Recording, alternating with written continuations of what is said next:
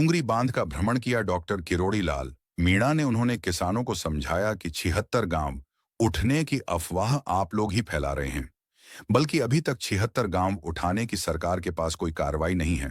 आप लोग ही 76 गांव या उससे ज्यादा गांव उठने की अफवाह फैला रहे हैं। किरोड़ी लाल मीणा का कहना है कि डूंगरी बांध में केवल 10 गांव उठेंगे, और वो 10 गांव भी डूंगरी गांव के आसपास के ही उठेंगे। और उन 10 गांव को उठा के अच्छी जगह पर बसाया जाएगा और मुआवजा भी दिया जाएगा। 10 गांव उठा के इधर उधर भटकाएंगे नहीं, अच्छी जगह पर बसाएंगे। वो 10 जिसमें कुछ गांव तो खंडार तहसील के हैं, और कुछ गांव सपोटरा के हैं, और कुछ गांव माधोपुर के हैं। हालांकि इस डैम की भराव क्षमता ज्यादा रहेगी तो उसके हिसाब से सरकार काम करेगी। अभी तक इस बांध पर सर्वे किया जाएगा, जिसमें खुद किरोड़ी लाल मीणा बांध का नक्शा लेके किसानों के पास आएंगे और किसानों को दिखाएंगे, अफवाह को दूर करेंगे। किरोड़ी लाल मीणा कभी भी किसानों के साथ गलत नहीं करते, और इसी के साथ मुख्यमंत्री भजन लाल शर्मा भी सर्वे कर रहे हैं। लोगों ने उनको लिखित में प्रार्थना पत्र लिख लिख कर दिया। 150 या 250 लोगों ने, सबने अलग अलग तरह से अपनी बात लिखकर मुख्यमंत्री भजन लाल शर्मा को दिया। उम्मीद है कि सरकार किसी किसान की जमीन हड़प नहीं। और लोगों में, पंचों में डूंगरी बांध की अलग अलग तरह की बातें चलती हैं। डूंगरी बांध के चक्कर में किसान भाई भूखे प्यासे रहकर डूंगरी बांध में लगे हुए हैं। उन किसान भाइयों को सलाम है जो सरकार से लड़ने का संघर्ष भूखे प्यासे कर रहे हैं। किसान भाई बोलते, हम ही जीवित नहीं रहेंगे तो पानी का क्या करोगे? लाके पानी किसके लिए ला रहे हो? बांध को लेकर अभी तक सरकार नक्शा तैयार कर रही है, और जल्द ही किसानों को देखने को मिलेगा नक्शा। क्या नहीं बनेगा डूंगरी बांध। सांसद ने केंद्रीय जल शक्ति मंत्री से की मुलाकात।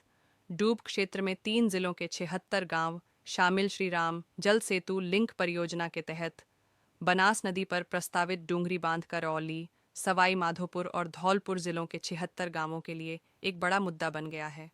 इस परियोजना का उद्देश्य 13 जिलों को सिंचाई और पेयजल उपलब्ध कराना है, लेकिन इसके डूब क्षेत्र में आने वाले गांवों के विस्थापन को लेकर स्थानीय ग्रामीणों में विरोध देखने को मिल रहा है।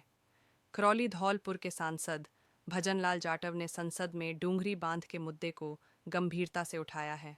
साथ ही नई दिल्ली में केंद्रीय जल शक्ति मंत्री C.R. पाटिल से मुलाकात कर बांध को तत्काल प्रभाव से निरस्त करने की मांग की। सांसद ने इस मामले को लेकर संसद में कहा कि मेरे संसदीय क्षेत्र करौली धौलपुर में सरकार डूंगरी बांध बनाने का काम करने जा रही है। वहां पर तकरीबन 76 गांव हैं, और इन 76 गांवों में पूर्वजों की संस्कृति, उनके मकान, प्राचीन मंदिर बने हुए हैं। सरकार ने बगैर सहमति लिए हुए सरकार डूंगरी बांध बनाने का काम किया जा रहा है, जिससे स्थानीय लोगों को कोई फायदा नहीं है।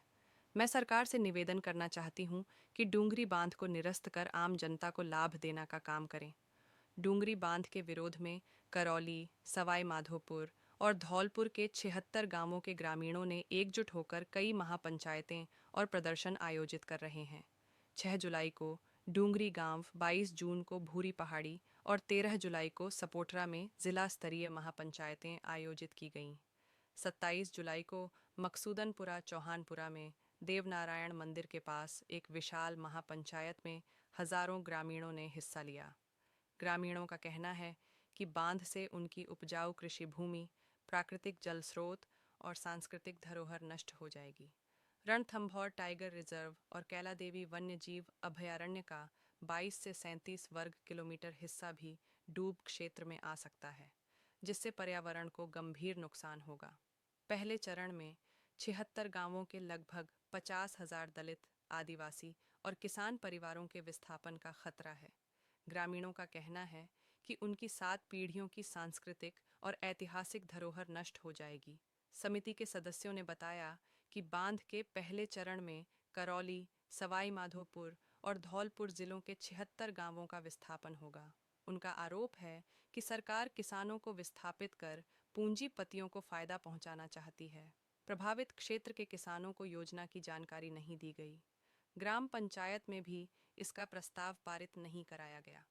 महापंचायत में खंडार, सपोटरा, सवाई माधोपुर, गंगापुर सिटी और बामन